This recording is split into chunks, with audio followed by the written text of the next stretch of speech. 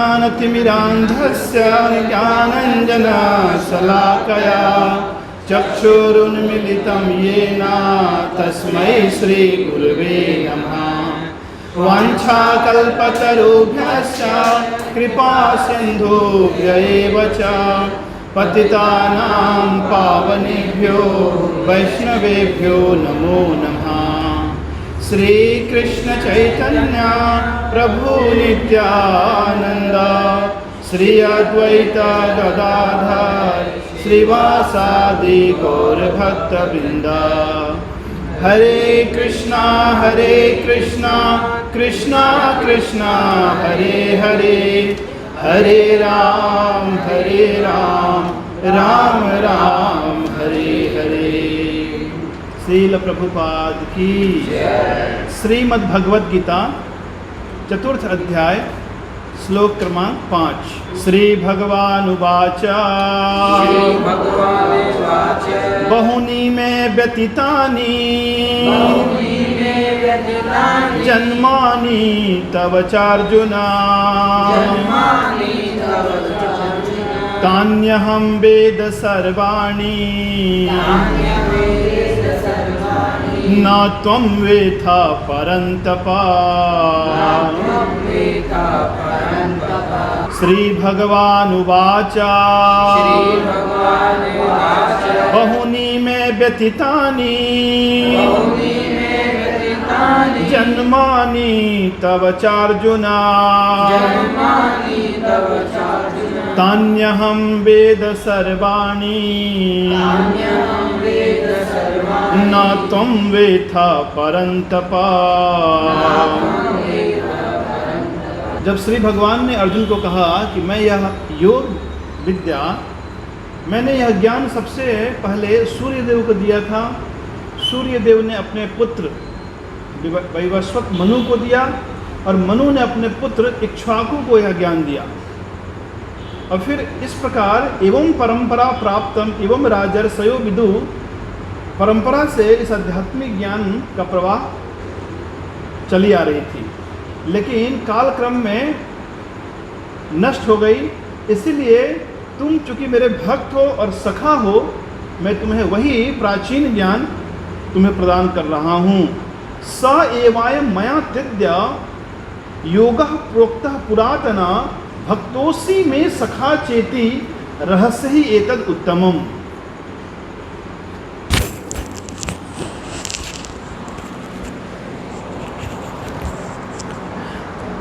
तो अर्जुन ने भगवान से प्रश्न पूछा कि आप तो अभी अभी, क्योंकि अर्जुन और श्री कृष्ण समवयस्क हैं, प्रायः उनकी आयु उस समय 90 वर्ष की थी, लेकिन सूर्यदेव तो अत्यंत प्राचीन हैं, 12 करोड़ वर्ष।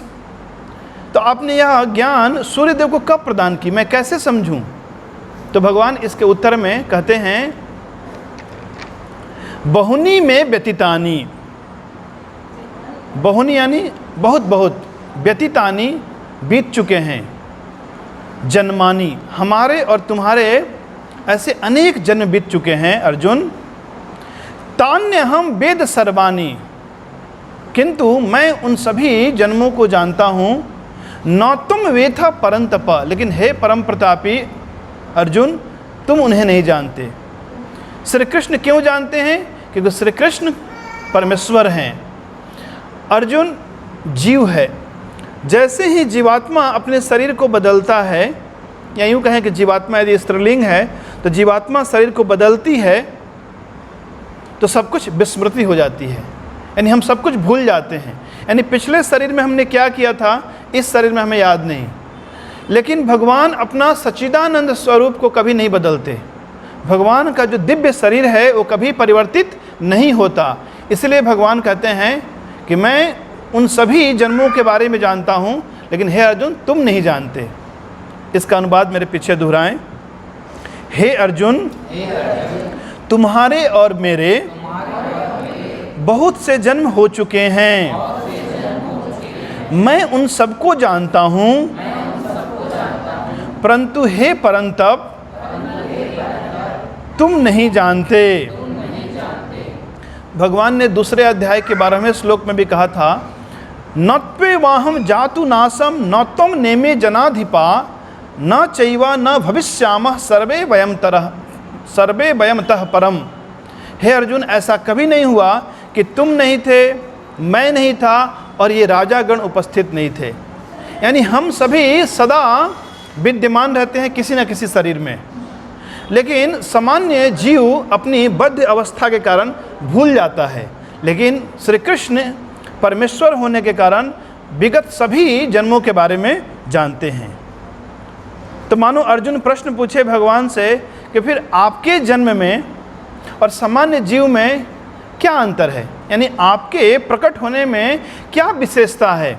तो भगवान कहते हैं अगले श्लोक में, अजोपि सन अव्यय आत्मा भूतानाम ईश्वरोपि सन प्रकृतिम स्वामधिष्ठाय संभवामि आत्ममायया। अजोपि सन अव्ययात्मा भूतानाम ईश्वरोपि सन प्रकृतिम स्वामधिष्ठाय संभवामि आत्ममायया। भगवान ने अपने जन्म की विशेषता बताते हुए कहते हैं अजोपि सन अव्यय आत्मा। अज मीन्स अजन्मा। तो भगवान तो जन्म लेते हैं, फिर भगवान कहते हैं मैं अजा हूँ, यानी मैं अजन्मा हूँ। यानी भगवान प्रकट होते हैं।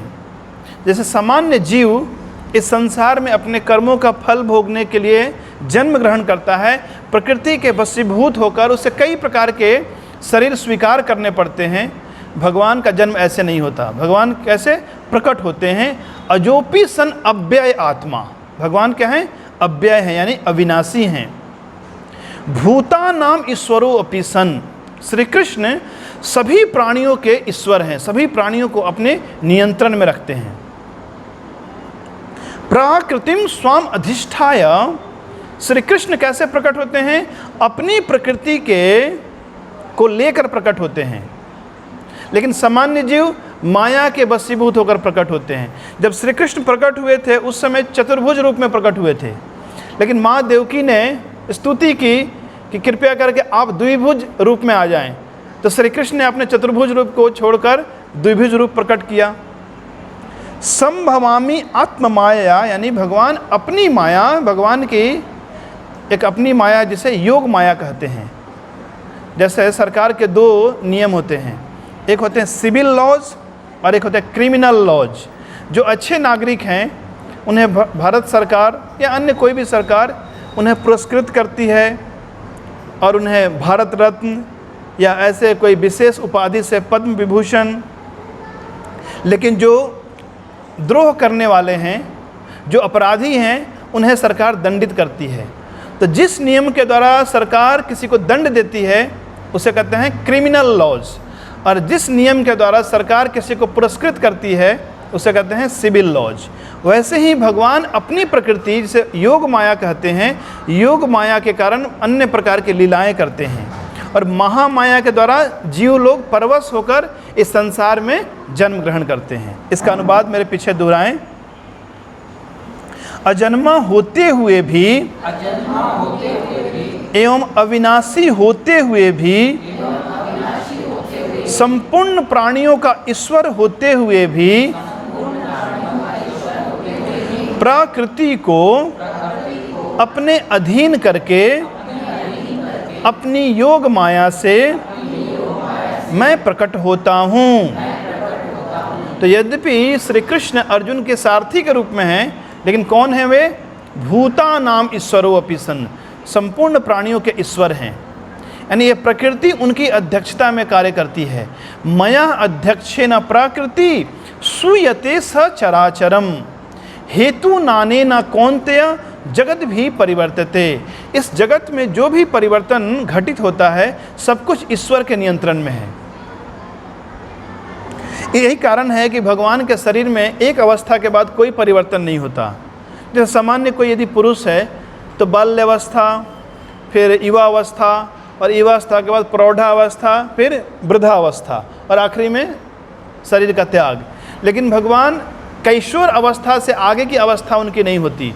इसीलिए आप देखेंगे भगवान के जितने अवतार हैं उनको दाढ़ी मूछ नहीं होती है क्यों? क्योंकि किशोर अवस्था के बाद यद्यपि वे युवावस्था की लीलाएं भी करते हैं, पर उनका शरीर चूँकि सच्चिदानंद है, दिव्य शरीर है। यही कारण है जब श्री कृष्ण कुरुक्षेत्र के युद्ध भूमि में उपस्थित थे तो उनकी आयु 90 वर्ष से भी अधिक थी, लेकिन कैसे प्रतीत हो रहे थे? एक 15-16 साल के किशोर जैसे। यह है भगवान के शरीर में और सामान्य व्यक्ति के शरीर में। अब भगवान क्यों प्रकट होते हैं? भगवान स्वयं बता रहे हैं उसके 2 श्लोक में कारण।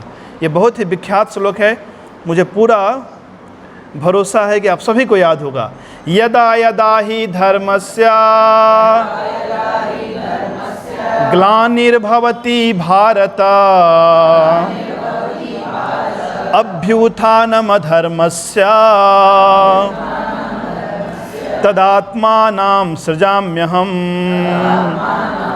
यदा यदा हि धर्मस्य ग्लानिर्भवति भारत अभ्युत्थानम् अधर्मस्य तदात्मानं सृजाम्यहम्। तो भगवान कब कब आते हैं? यदा यदा ही धर्मस्य, जब जब धर्म की ग्लानि होती है, हानि होती है, तो धर्म की ग्लानि होती है तो फिर क्या होता है?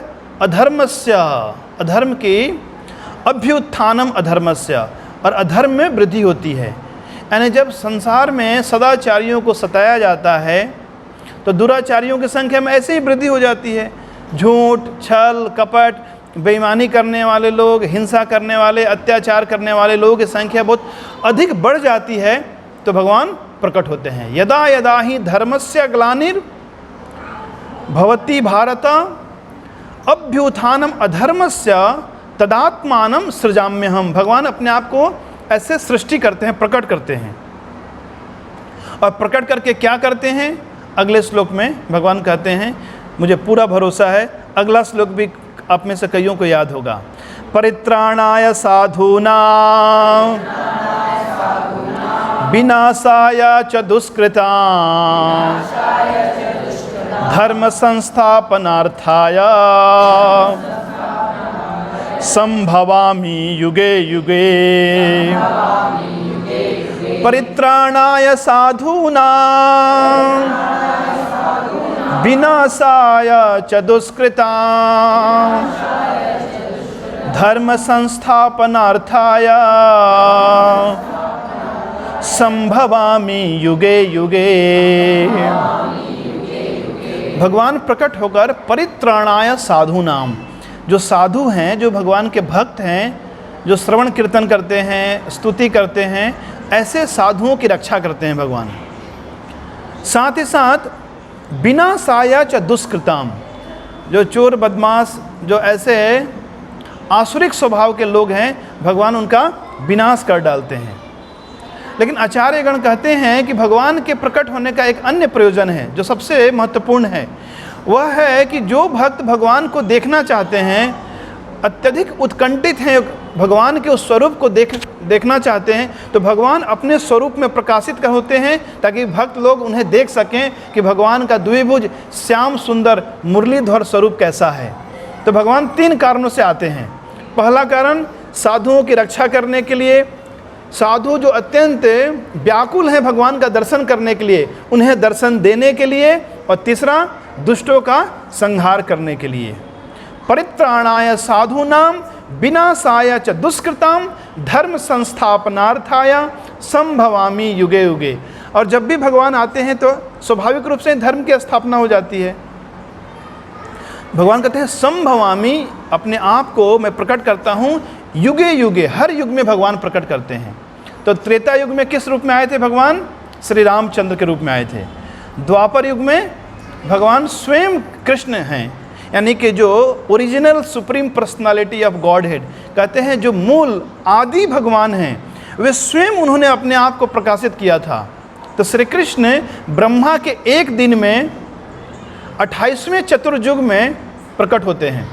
7वें मनवंतर के 28वें चतुर्युग में। तो श्री कृष्ण हमेशा नहीं आते हैं, हर द्वापर युग में नहीं आते हैं। तो अभी जो द्वापर युग पीछे बीता है, उस द्वापर युग में श्री कृष्ण आए थे, और श्री कृष्ण के जाने के बाद उसका जो अगला कलयुग है उसमें चैतन्य महाप्रभु आते हैं, और चैतन्य महाप्रभु सभी जीवों को शिक्षा देते हैं कि कैसे हम कृष्ण को प्राप्त कर सकते हैं, कैसे प्राप्त कर सकते हैं इस कलयुग में। कलयुग का धर्म क्या है? हरि नाम संकीर्तन, हरे कृष्णा कृष्णा कृष्णा हरे हरे, हरे राम राम राम हरे हरे। अब आप में से कोई ये सोच सकता है कि प्रभु जी देखो बहुत अधर्म बढ़ गया है, तो अभी श्री कृष्ण आए क्यों नहीं अभी तक? क्योंकि घोर कलयुग चल रहा है। भगवान ने गीता में कहा है कि जब भी अधर्म में वृद्धि होती है तो मैं प्रकट होता हूँ, अब और इससे अधिक अधर्म होगा। हाँ, शास्त्र कहते हैं ये कलयुग का प्राथमिक चरण है, जस्ट कलयुग अभी प्रारंभ हुआ है, आने वाले समय में घोर कलयुग आएगा। उस समय भगवान कल्की के रूप में प्रकट होंगे, हाथ में ऐसे तलवार लेकर सफ़ेद घोड़े पे निकलेंगे, और जितने आताताई जो राजागण हैं, जो प्रशासक वर्ग है, सबके गर्दन को ऐसे काट डालेंगे, और फिर से पुनः धर्म की स्थापना करेंगे। फिर कलयुग के बाद कौन सा युग आएगा? सतयुग आएगा। तो ऐसे हमेशा समय चक्र में घूमता रहता है। जैसे मिनट के बाद मिनट आता है, घंटे के बाद फिर घंटा आता है, संडे के बाद फिर संडे आता है ना? वैसे जनवरी बीत गया तो फिर एक बार जनवरी आता है। तो उसी प्रकार बड़े स्केल में जो समय है उसे युग कहते हैं। कलयुग, फिर सतयुग, फिर त्रेता युग, फिर द्वापर युग, फिर कलयुग, फिर सतयुग, इस तरह से साइकिल में हमेशा समय घूमता रहता है। तो आगे की चर्चा जब भगवान कहेंगे कि मेरे जन्म और कर्म दिव्य हैं, कोई व्यक्ति जो भगवान के प्रकट और भगवान के अंतर्धान की लीला को ठीक ठीक समझ सकता है, तो उसको इस शरीर छोड़ने के बाद पुनर्जन्म नहीं होता। जन्म कर्म च मे दिव्यम एवं जो वेति तत्वतः त्यक्त्वा देहम पुनर्जन्म नयति मामेति सो अर्जुना। इसकी चर्चा हम कल करेंगे। श्रील प्रभुपाद की